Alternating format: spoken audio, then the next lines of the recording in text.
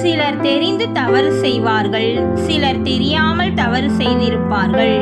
எப்படி செய்தாலும் தவறு என்றால் அது தவறுதான். தவறை சரி என்று சொல்லிவிட முடியாது.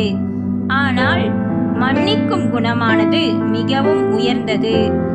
சிலர் சொல்லுவார்கள், அவர்கள் எனக்கு தீமை செய்தபடியே நானும் அவர்களுக்கு தீமை செய்வேன், அவர்களை பழி வாங்கி விடுவேன், அவர்களுக்கு சரிக்கு சரி கட்டுவேன் என்றெல்லாம் சொல்லுவதுண்டு.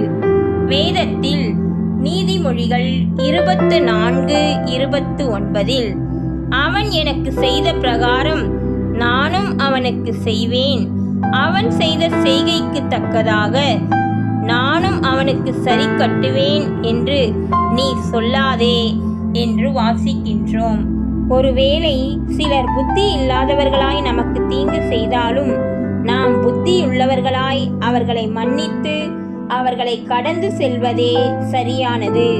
நீதிமொழிகள் 20:22 தீமைக்கு சரி கட்டுவேன் என்று சொல்லாதே, கர்த்தருக்கு காத்திரு, அவர் உன்னை இரட்சிப்பார் என்று வாசிக்கின்றோம்.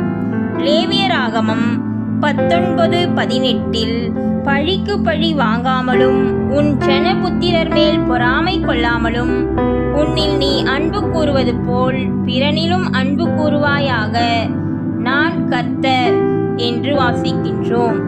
உபாகமம் 32:35 பழி வாங்குவதும் பதிலளிப்பதும் எனக்கு உரியது என்று பார்க்கின்றோம்.